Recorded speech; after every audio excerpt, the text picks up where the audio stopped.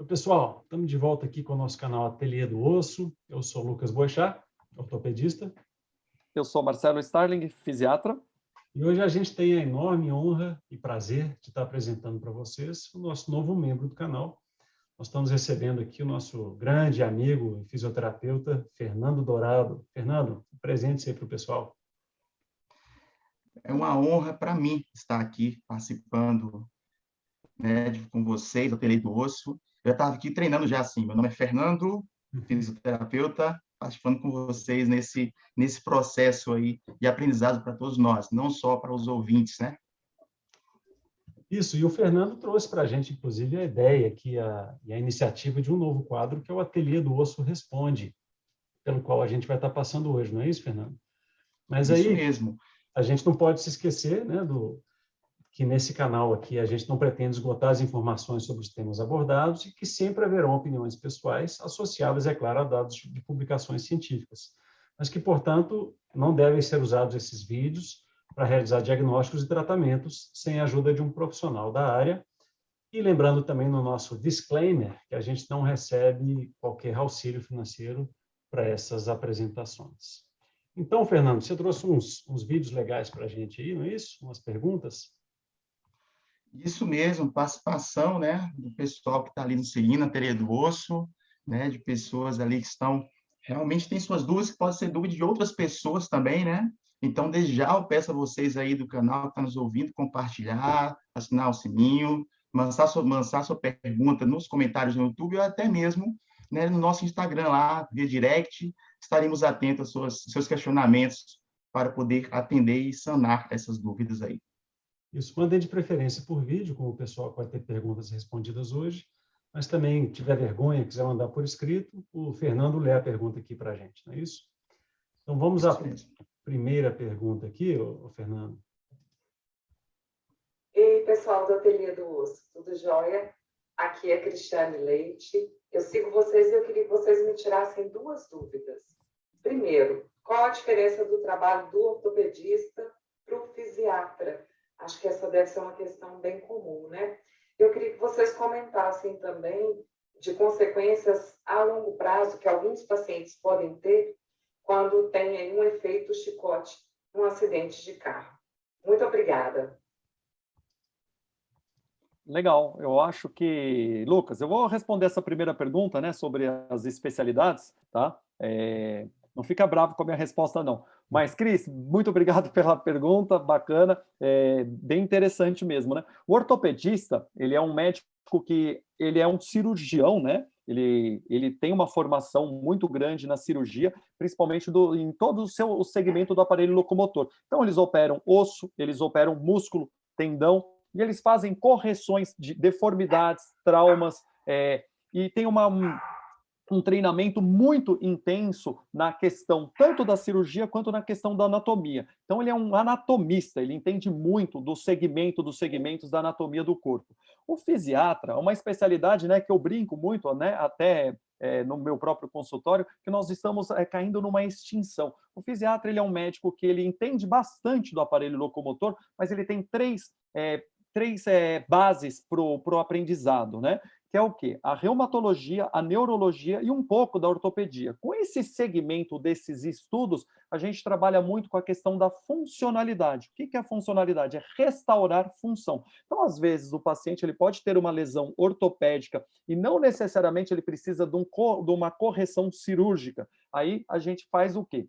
A gente traça um planejamento para restaurar função, tanto das lesões ortopédicas, das lesões reumatológicas e das lesões neurológicas. De uma forma bem simples, eu acredito que as duas especialidades elas possam trabalhar juntas. Um acaba sendo um pouco mais clínico e um acaba sendo um pouco mais cirúrgico. Isso, eu concordo com o Marcelo. O ortopedista, bom, o nosso trabalho de ortopedista acabou sendo muito conhecido, né? Meio óbvio falar o que o ortopedista faz. Mas a gente, bom, eu posso falar por mim, tem tentado ter um olhar mais amplo sobre os problemas também, né? Mas a nossa formação realmente é muito especializada, muito localizada, né? Muito cirúrgica, enquanto que o fisiatra talvez consiga relacionar muito melhor essas lesões e as suas soluções ao seu ambiente, né? E a outra pergunta foi sobre a lesão do chicote.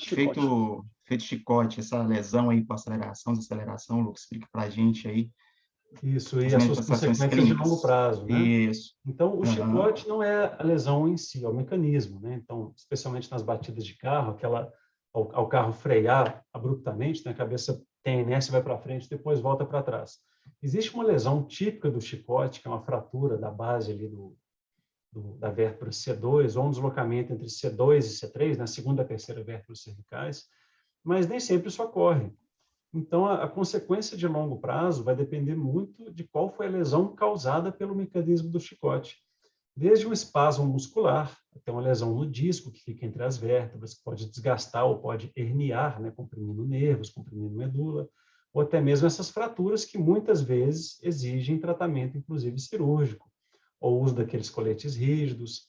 Então, a consequência de longo prazo vai depender demais de qual foi a lesão de curto prazo, já que simplesmente falar o Uhum. chicote não descreve a lesão em si. Ótimo. Vamos partir para a próxima, então? Vamos para a próxima. Oi, pessoal da Ateliê do Osso. Meu nome é Kelly Rocha, eu sou professora de inglês e eu tenho uma dúvida. Recentemente, eu tive uma lesão no meu ombro esquerdo. Como eu sou professora, carrego muitos livros, ficou difícil de carregar livro e até mesmo prender cabelo. E olhando sobre esses problemas de lesões na internet e sobre terapia por ondas de choque, eu gostaria de saber mais sobre essa terapia. Muito obrigada. Oi, pessoal da Ateliê do... Bom, então temos a Kelly, eu acho que essa é para mim, né? Eu trabalho com terapia por onda de choque, aplico, dou aula sobre o assunto, então acho que eu estou mais ou menos capacitado para falar disso aí. Bom, primeiro, quando a gente fala em terapia por onda de choque, a gente não está falando de choque elétrico. A maioria das pessoas fala assim, eu já fiz isso aí, foi lá na fisioterapia. E está se referindo ao TENS, né, ou à estimulação elétrica. A terapia por onda de choque trata-se de um choque mecânico ou acústico, né? O exemplo que eu uso é como se uma bomba explodisse na rua e as janelas ao redor quebram, né, com aquela onda compressiva, depois dilatadora do ar. E é esse princípio que a gente usa na terapia por onda de choque. Então, ela é capaz de quebrar, por exemplo, pedra nos rins ou calcificações tendíneas ou osso que não colou direito, mas também é capaz de tratar algumas lesões de partes moles, como as tendinopatias, né, as doenças de tendão crônicas, a fasciite plantar. Então, quanto à lesão da Kelly, aliás, nem fui delicado, nem agradeci, obrigado, Kelly, pela pergunta. Quanto à dor do ombro da Kelly, eu não sei se é recomendado terapia por onda de choque, porque o diagnóstico precede o tratamento, né? Então, precisa entender melhor o que está acontecendo com o ombro de cada um, para saber se esse tipo de tratamento cabe ou não para ela, né? É mais comum a gente usar a terapia por onda de choque para outras lesões tendíneas em outros locais, como no cotovelo, epicondilite, né, as tendinopatias da patela ou do tendão de Aquiles, do que no ombro. Mas sim, tem as suas indicações também. Eu acho que é isso. Ficaram satisfeitos com a resposta? Muito, Sim, muito satisfeito. muito. Você é um grande especialista, né, em terapia por ondas de choque, né, Lucas? Você entende bastante do procedimento e nesse auxílio aí para esses pacientes que necessitam, né, dessa terapia. Tem que tomar sempre muito cuidado, né, com o que a internet diz, né, porque você vai ter informações diversas e a gente tem que saber filtrar, que é um dos nossos objetivos aqui, é sempre filtrar a melhor informação para os nossos ouvintes, né? Isso. E a própria terapia por onda de choque é um tema na nossa lista, né? Nós vamos falar disso, vai ter uma videoaula teórica sobre o assunto. Eu gosto demais, eu acho encantador falar disso e usa de um princípio que eu gosto muito, que é o da antifragilidade, né? Utilizado nos sistemas complexos. Às vezes, ao agredir o sistema, você torna ele melhor. É mais ou menos isso que a terapia por onda de choque vai acabar fazendo. Fernando, você que é o líder aí, podemos passar para a próxima? Antes de passar para a próxima, só para fazer um lembrete para o pessoal que está nos ouvindo, as perguntas, né, mais comuns, repetidas, as dúvidas mais comuns, nós vamos fazer dessas dúvidas temas, né, para as discussões mais aprofundadas. Isso aí. Bom, vamos lá?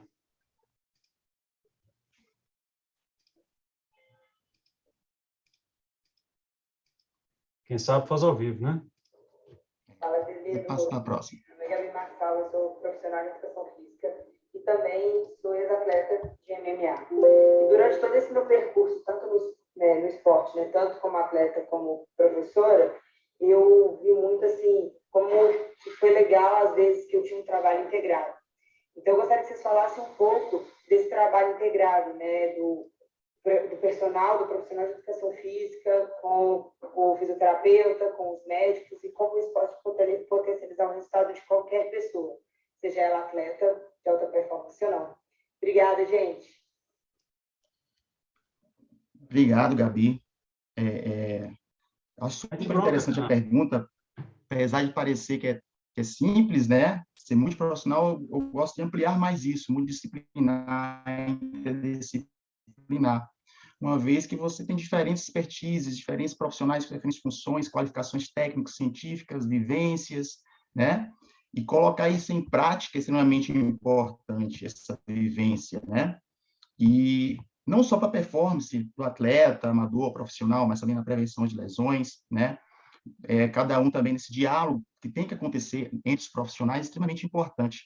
Eu vejo muito comumente acontecendo a equipe multi ao redor do paciente, né? Vários profissionais ao redor do paciente, mas às vezes não tem esse diálogo, não tem essa interconexão entre os profissionais, que é extremamente importante para o ganho desse paciente, onde é o centro, vamos dizer assim, das atenções, nesse caso específico, como ela colocou, do atleta amador ou profissional, né? Que envolve aí uma equipe realmente que discuta cada atleta de forma particular. Vamos colocar o paciente, né, com suas particularidades, suas especificidades, que eu acho extremamente importante, logicamente sempre à luz das evidências científicas, como guia, mas também utilizando aí a nossa vivência, nossa expertise diante dessas condições.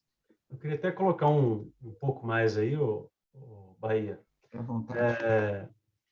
Eu acho que tem uma questão até social nossa que é um pouco problemática, que as especialidades médicas e as profissões, né, medicina, fisioterapia, nutrição, tendem a querer segmentar, colocar limites, né? Até aqui é meu, e a partir daqui é do fisioterapeuta, a partir daqui é do fisiatra, que é do ortopedista.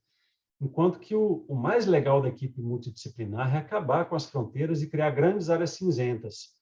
Então, tem diagnósticos que eu posso fazer, que o Fernando pode melhorar muito, que o Marcelo pode melhorar imensamente o diagnóstico. Tem tratamentos que o Marcelo pode propor e que eu posso alterar, conversar com ele e a gente chegar, unindo o conhecimento dos dois, qual que é o melhor para o paciente, que é o objetivo final, né?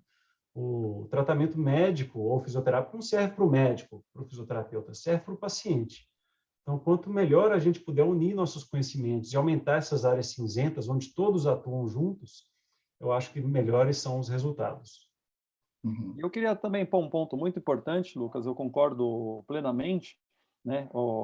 Essa questão da área cinzenta é muito importante também, mas que principalmente, né, o médico, quando ele faz o primeiro atendimento, ele vai mandar para uma equipe multiprofissional, tem que lembrar o seguinte, que quem está acompanhando esse dia a dia, essa equipe multiprofissional é muito importante, né? Porque às vezes eu vejo muitos médicos às vezes querendo ultrapassar esse limite, né? Que às vezes fica difícil você fazer uma prescrição formal de um exercício, sendo que o paciente ele chega num centro de reabilitação, ele não consegue fazer aquele exercício daquela sua prescrição formal. Então essa interconexão entre as especialidades, entre a equipe, ela é muito importante, porque quem que está vivendo, né, principalmente o dia a dia de uma reabilitação de pacientes um pouco mais complexos, é a equipe multiprofissional. Então, muitas vezes, os meus pacientes, por exemplo, que eu encaminho para o próprio Fernando, ele acompanha longitudinalmente 8 semanas, 6 semanas, 4 semanas, durante uma sequência. Eu vou ver aquele paciente num momento zero, no momento retorno, e depois, provavelmente, depois de algum tempo. E isso é muito importante, essa conexão e a conversa entre os profissionais para a gente ter, para o paciente ter o seu sucesso nesse processo de reabilitação. Verdade. E ampliando mais um profissional também, que é o educador físico, né? Cada vez mais ele está inserido na nossa realidade de prover saúde ou melhorar as doenças, né? Aí. Sim, demais. Só para complementar, como ela citou, que é um atleta, né, de artes marciais, né? A equipe que está ali atuando, né, com o médico, o fisioterapeuta, o nutricionista, o profissional de educação física, está muito ali próximo desse atleta, né? É muito comum também nós buscarmos até conhecimentos com a equipe técnica, que influencia também nas nossas condutas. Extremamente importante, sabe? Então, assim, a gente trazer esse conhecimento técnico para a nossa abordagem, também técnico-científica, né? E parece algo simples, mas não é, e cada atleta responde de uma maneira diferente, né? E esse contexto é enriquecedor, né? Essa relação, essa inter-relação é enriquecedora. Achei ótimo também, Marcelo, como o Lucas colocou, essa área cinzenta aí, com certeza proporciona muito mais, tanto para nós, os nossos resultados, quanto para o atleta ou para o paciente. Isso. Eu acabei no comando aqui saltando uma pergunta, né? Então, agradeço aí a Gabi que mandou a pergunta dela. E vamos aqui para a nossa derradeira pergunta, ver se eu consigo passar dessa vez. Doutor, tudo bem? Me chamo Aline Marcelli, sou médica, uso na área dermatofuncional o ácido hialurônico voltado totalmente para a estética, porém, queria saber os efeitos desse medicamento nos comprometimentos articulares. Valeu. Bom, muito legal essa...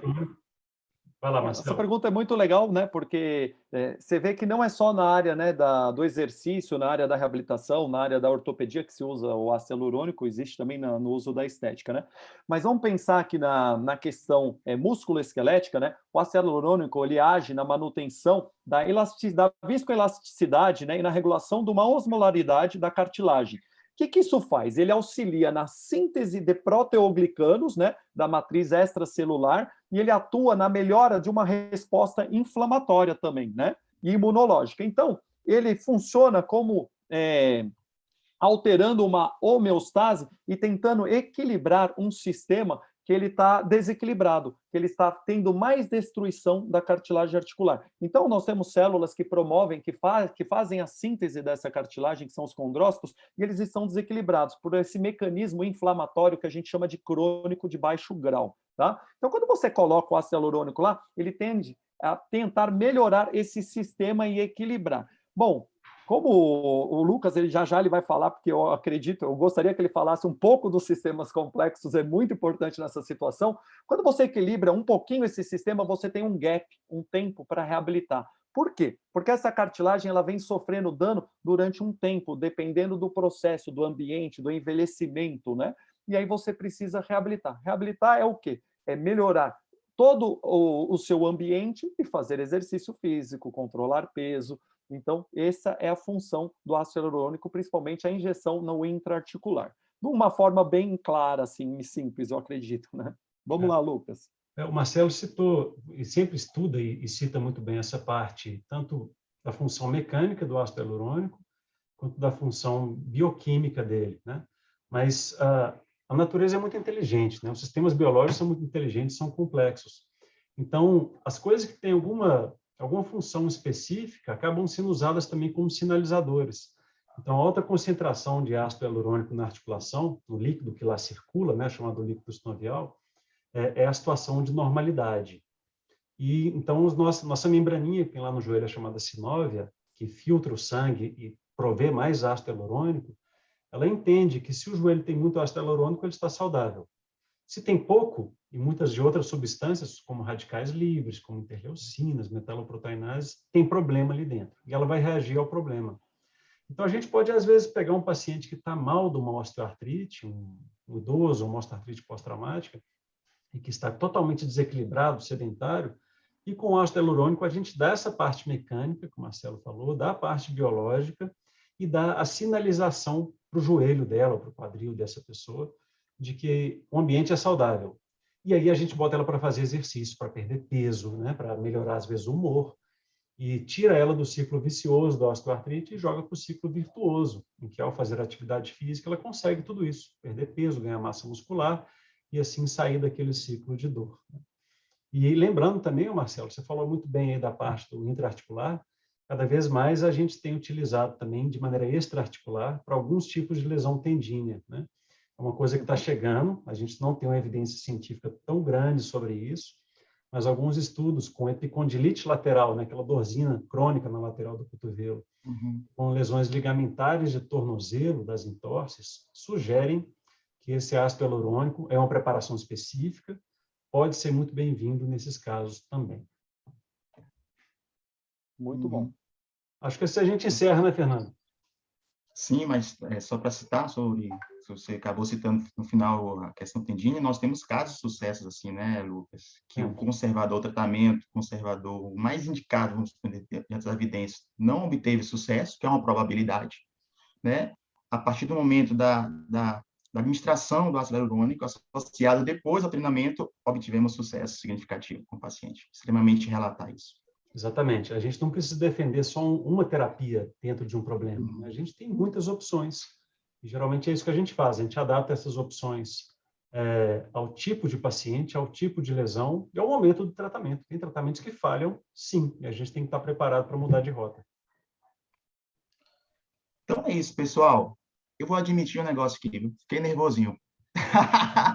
Eu acho legal, um ambiente diferente, eu acho que é desafiador, novidade, gera essa ansiedade mesmo, mas espero que vocês tenham gostado do quadro, porque eu gostei do quadro, né?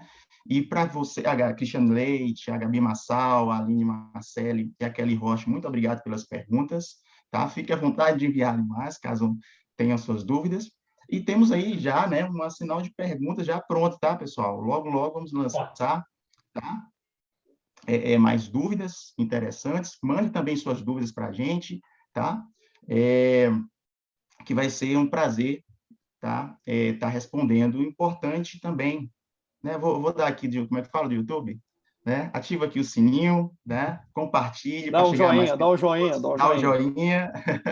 Para chegar a mais pessoas esse nosso vídeo, tá? E esperamos a participação de vocês. Marcelo Stalin, Lucas Boechat, pessoal, todos nós da Ateliê do Osso, muito obrigado por esse momento. Valeu, Fernando Dourado, nosso fisioterapeuta. Pode falar Bahia, problema não. Bahia. Nossa, não, calma.